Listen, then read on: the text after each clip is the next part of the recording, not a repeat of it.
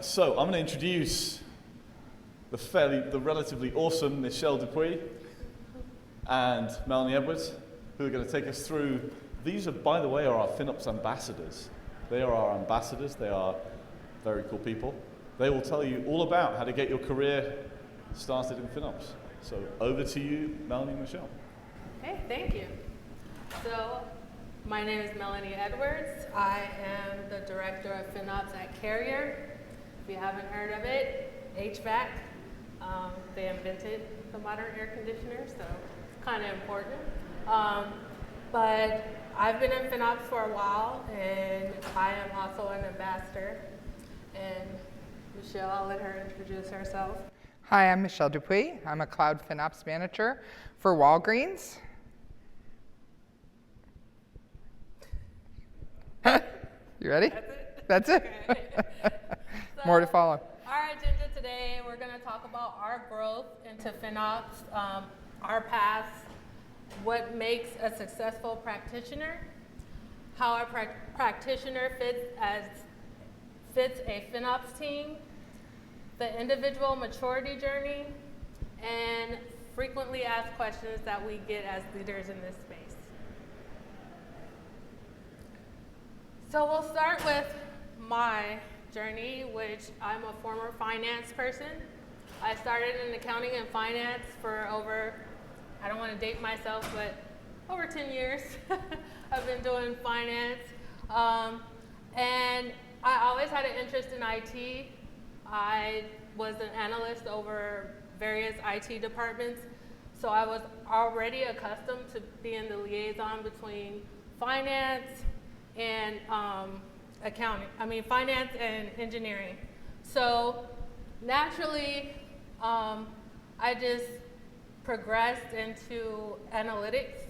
I was like, oh, if I can do financial analytics, I can analyze any data. That was my thinking. Wasn't quite that simple, but I did the jump over to there.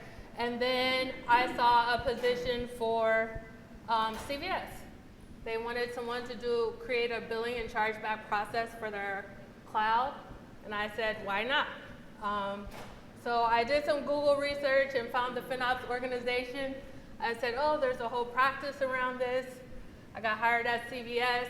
I brought FinOps to CVS, created a whole FinOps team, and now I'm doing it at Carrier all over again. So that's my journey, and I'll let Michelle talk about hers because she comes from an engineering background. So I've been doing infrastructure, I'm going to date myself, for almost 30 years. And so we're talking mainframes existed just barely when I started, and then progressed into when PCs could be networked and there was a need for that. I started as a desktop analyst, managed a team, and then from there I ended up becoming an engineer, started doing solution design engineering and having to run my own projects, which I was great with finance. My other teammates weren't. They were pretty upset when they found out they had to manage their own projects. You mean I'm an engineer and I have to handle money? And so then the cloud came along and our SVP was like, Michelle knows how to do projects, engineering, and money. So you got a new job. So that's how I ended up doing some service strategy work and EA work, and that led to a position on the FinOps team. And then since then, I've worked for two other organizations, a cloud-first company, and now kind of implementing FinOps and doing some cleanup at Walgreens. Want to give some advice on why it's such a great field to get into? Yeah, so we did this slide, why FinOps is a great career field. It's a fast-growing space. You can move up the ladder faster than traditional positions that have been around. I'm sure you know people that have been in their positions in leadership over 30 years. Technology is changing, so it's always challenging. You understand the end-to-end process of cloud and business. You get the ability to think outside of the box, reach higher executives, so you get to be in the know on a higher level than maybe some of your traditional positions you came from. And then the salary is great. It's a niche space, so I feel like we're kind of naming our price right now, and I like it like that. So yeah. it's definitely, like I said, I mean, it had me sold naturally because I was a liaison already, and it just fit. So building a successful FinOps practitioner. So these are some of the skill sets I think make a good practitioner. Some of the things I look for when I'm hiring on my team. Skill sets, being an eager learner, because like I said, there's new releases every month with all the vendors in cloud, so you're gonna wanna have to learn. Outside of the box thinkers, there's no blueprint, right? So you have to customize things for your organization, and that allows you to have your creative experience and put your own spin to things. And then get a FinOps certification that helps kind of have a blueprint of the basics of FinOps. Backgrounds, typically technical engineering, finance, data analytics. I found these to be good backgrounds to have. Procurement's another good one that can come and help. Yeah, procurement's been coming up lately. That's part of the FinOps culture of the areas that we, influence. So I've been seeing a lot of procurement folks come recently into this space as well. So if you're looking for an opportunity in FinOps, this is from the state of FinOps data. These are some of the word combinations. So you can see that they lead to different career paths, and we're seeing more and more of that when we're looking at the jobs available. So it could be that you have a specialty of being a cloud architect. There's the lead analyst, cloud operations, your DevOps teams, the cost optimization engineers often. And now we're seeing it as a product. They just did a talk on it at Target about FinOps as a product, so we're starting to see more of that. So it's some interesting areas. So if you're looking for a job in FinOps, these are some of the great key terms to search on. Yeah, always read the job descriptions and don't get intimidated by the titles, because a lot of people still don't know what to call it. So this is from the FinOps Foundation. They did a survey for practitioners. Team makeup extends beyond employees. So this shows the crawl, walk, run, and the impact, the average team size. So as you can see, most companies in their run phase have the highest employees and lean less on external consultants and individual contractors.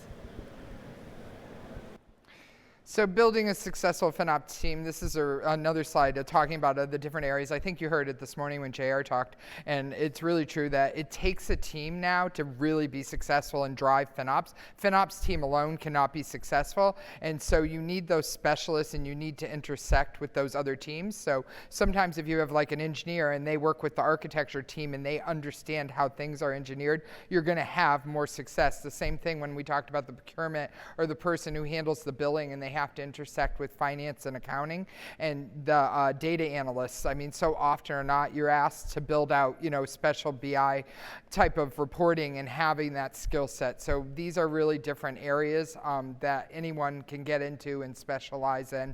And then you'll have the manager, and then sometimes the lead, who coordinates the team, and the manager may be doing the top up, and the lead may be doing the other part from bottom up. So.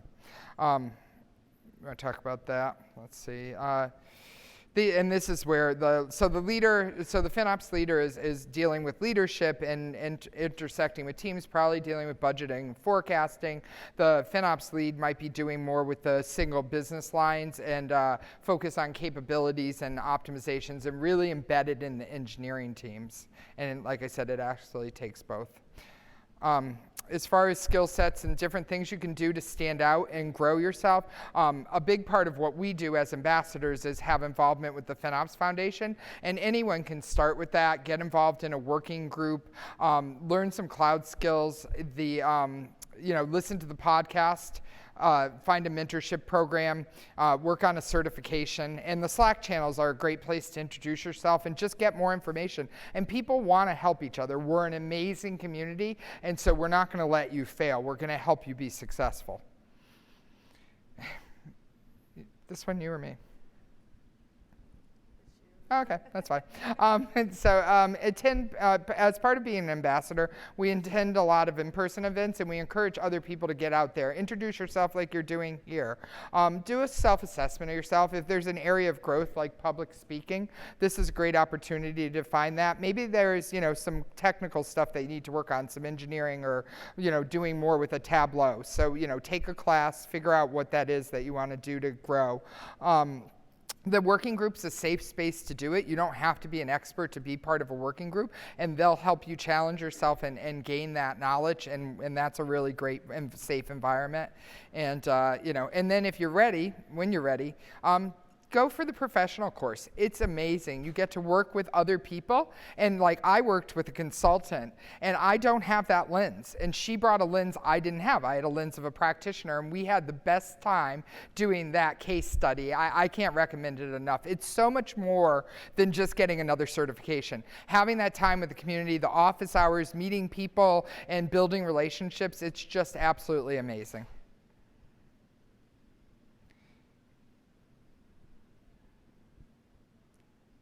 Got anything? No. Here we go. Wait, we're not done. Hold on.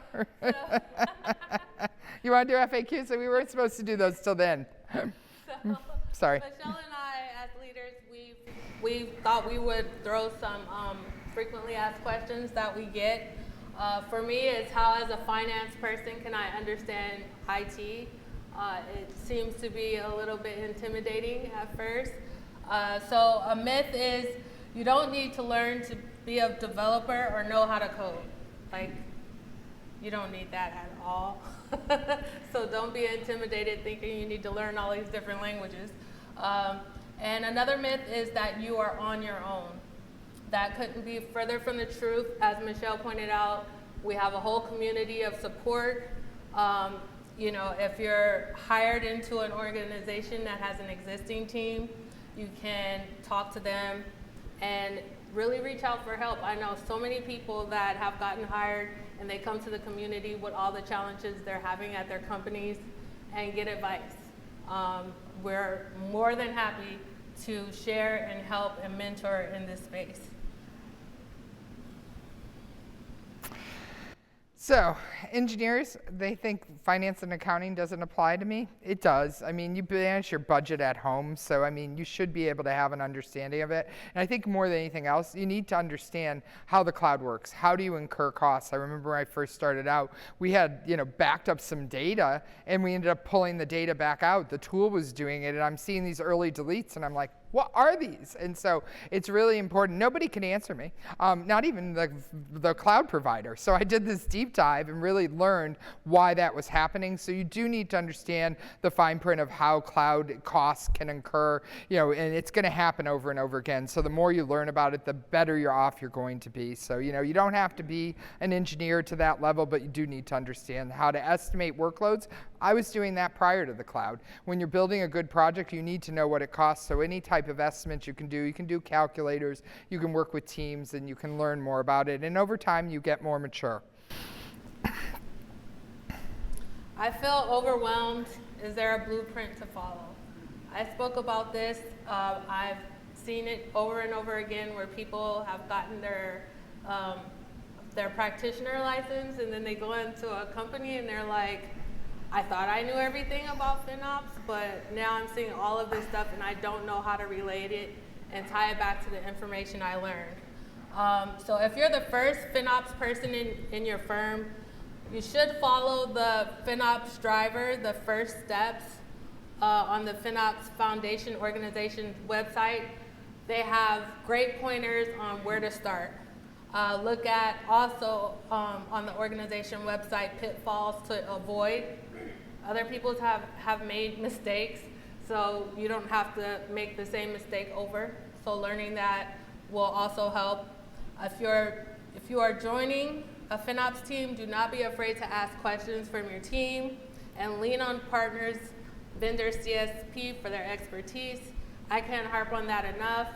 There's no expert that's gonna know, the vendors and their new products and everything they roll out every month like the actual vendor is gonna know. So please feel free to reach out to your vendors and really gain understanding from them. Ask a lot of questions and validate understanding. Be the driver, ask the FinOps questions in the room. So when you come to our communities via Slack, just feel free. Just put your questions out there. Don't harbor on these questions and try to Google and figure out the answer. There are too many people that have been in the same positions that you're in. So there's a lot of help that they can give and advice they can give to you. Yeah, reach out to different people too, because they'll give you a different lens, which is really helpful. So, and the ambassadors do it all the time for each other, and we're more than happy to help other people in the community as well. All right, so the job board. There was a great story this morning for those of you who were in the keynote. You may have heard it, and those who aren't. There's a wonderful young man named Samar, and I've had the opportunity to spend a lot of time with him. I met him last year, and he's in the New York City area, which is I am as well.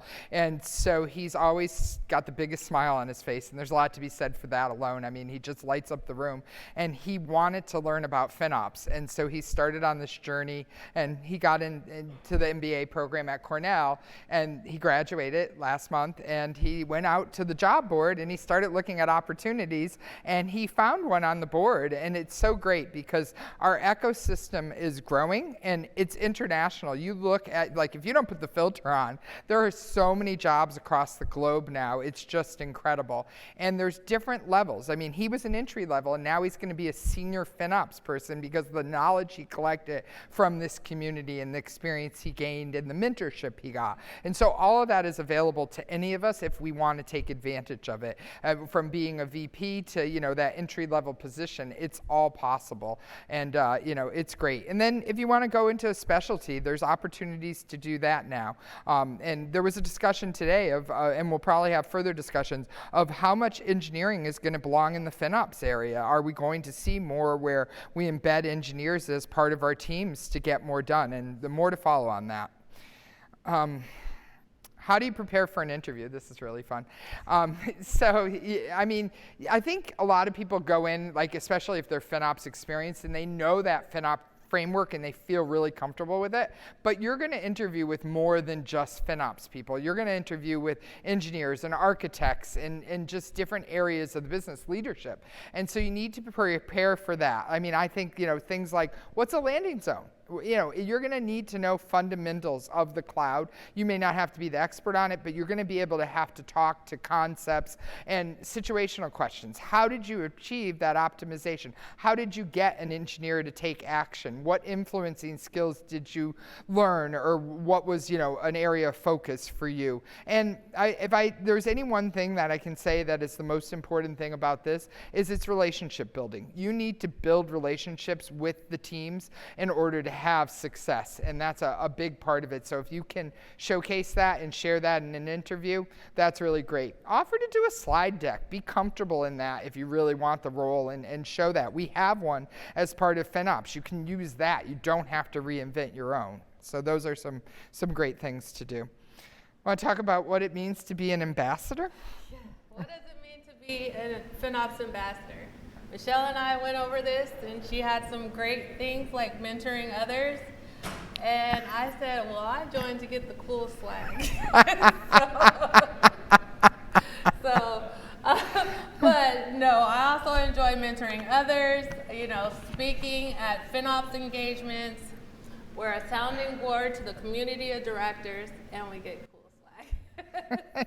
And we have a network of really great people, and they are always there to help you. And no matter where you go, we were talking about it earlier today. We were here, many of us were here in Austin last year, and we were working for different companies. And now here we are a year later, and we're working at different companies. So it's like, and I always say, I take the FinOps Foundation with me wherever I go. You don't just get me, you get the foundation too. So you have to want to be involved in the foundation. If I work for you, that's just my personal deal.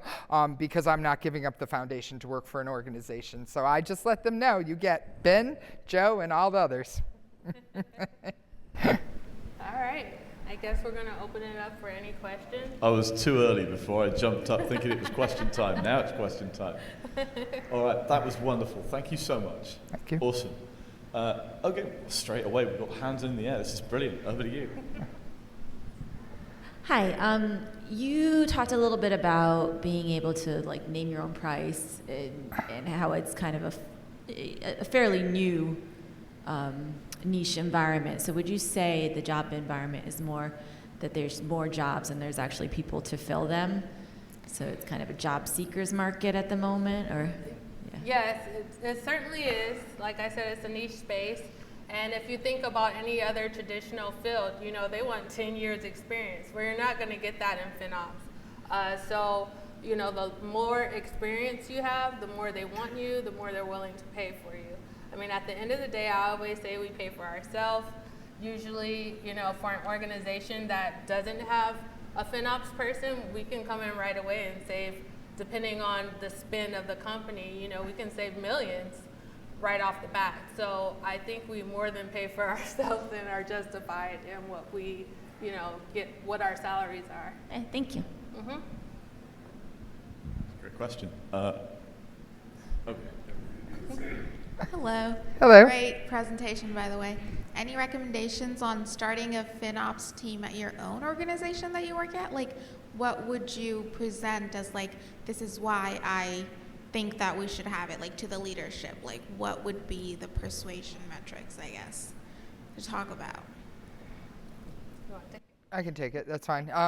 So I think I would lead with the fact that you, most of the time, I'd pitch to the CFO. That's just me, but they always care about money. So I'd start there, right? And so I'd be able to explain that I can drive value because it's not, so FinOps isn't about savings. I wouldn't pitch it that way. It's about value. So what I always say to leadership is, you're going to spend money, but you want to make sure you're spending the money where there's value for the organization. And I can help you do that with having those metrics, those KPIs, and also helping control that spend, you know, and so that to them usually is a reason. And one of the decks that the FinOps Foundation has helps you make that pitch. You know, that pitch deck really helps. And then you can always, you know, make it for that organization specific, but it makes sure it covers those key points. And very rarely, I mean, who doesn't want to do that? I mean, you know, find me a CFO who doesn't want to do that. Thank you. You're welcome. Good.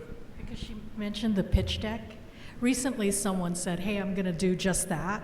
And they asked the question in the Slack channel, ask a question.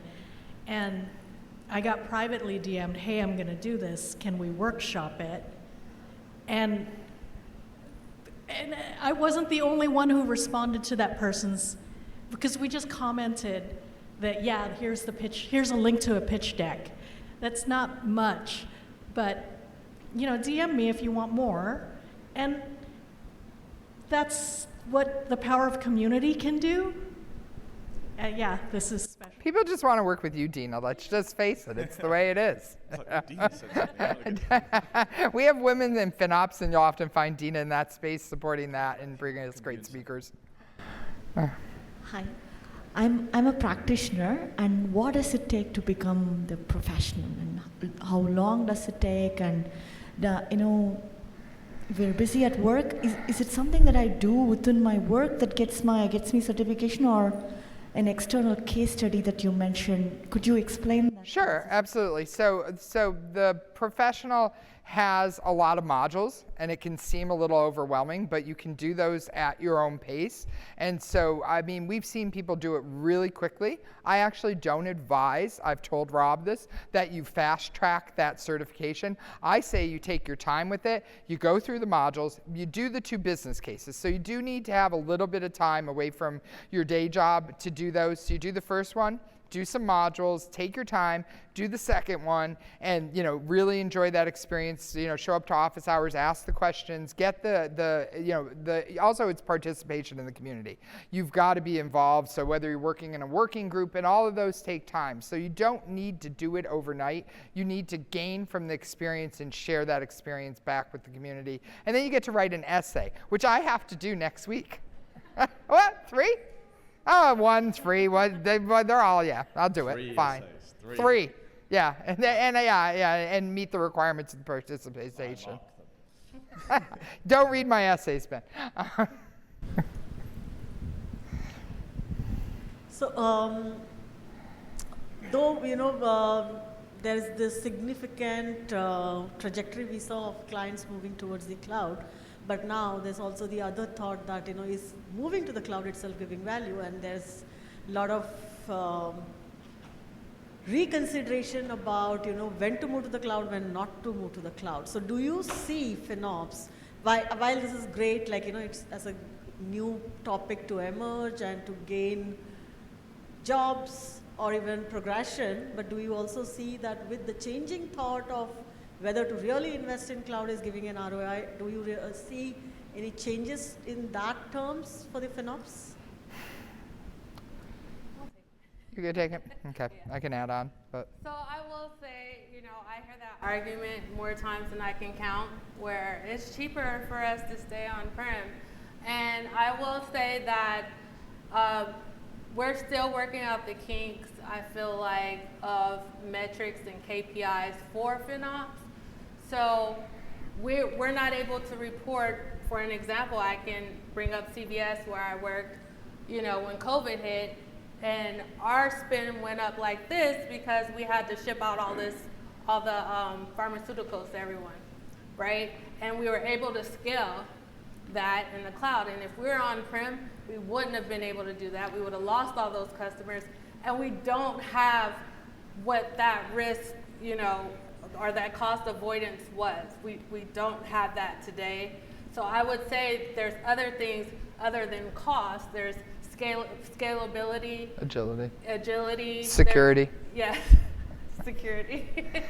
So there's a lot that goes into it, and I think we're still tweaking out those KPIs and metrics and being able to portray that a little bit better.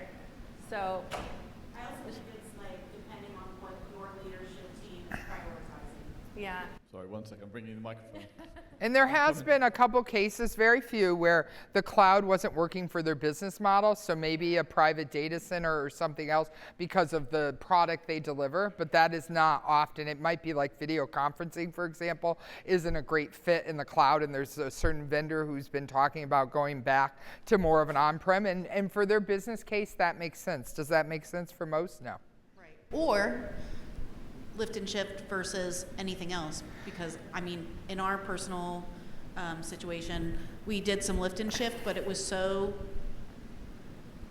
preemptive, I feel like, because this is literally when I first joined the team, and my boss at the time was just like, okay, we're going to do this, it's a POC, tell people that everything that you just said, it's more secure, it's this and this, but in reality, a lift and shift, that you don't see the results as much. So it really depends on, are you willing to do some POCs first? Are the risk and reward? You have to know what your leadership is looking to, what's the problem you're looking to solve, I guess. Let's hope we get more product managers and they do more application rationalization and there's less lift and shift. There is a trend, they're seeing a trend. A lot of consulting firms told them not to lift and shift, but people wanted to get there quick and had reasons to do it. But it's a lot of work after that, and then you've got to build in that framework, where you have some sort of well-architected framework which hits on all of those points, which cost is one of those well-architected framework pieces, along with security and many other things. One more question. One more. Somebody else. There you go. Two more. Come on, Ben, you got to go fast. This chap over here. You guys are on top of FinOps food chain, so what's next for you guys? Well, so I'm sorry, you said we're on top of the FinOps food chain? In terms of growth, you are on top of the FinOps team in your companies. So what is the next growth level for you guys? What about you? I want to get to a run. I guess VP would be next for me. And for me, it's a maturity. I want to work and get to the point of where I have a run, where the operation and the maturity is a run. So it doesn't matter where I do it. That's the goal, to get to that level. And there's only a few, like when you see the state of FinOps data, there's only a few runners right now, and they're still doing more and having more challenges. I think I'll pitch for Fidelity. They're speaking tomorrow about part 2 of their journey from last year. So tomorrow it continues on, and there's some lessons learned from their KPIs, and that's why we come to these things, to say, hey, 365 days later, what did you learn? And they're going to share those learnings with us. Yeah, from my perspective, like the more you do, the harder it gets, and the more interesting it gets. And we're hearing that. Yeah, right.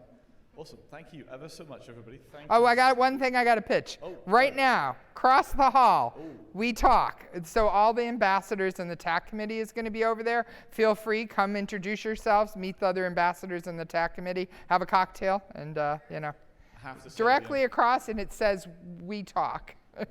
The ambassador group and the TAC group, all amazingly wonderful, lovely people. Go and say hi. They're all really friendly.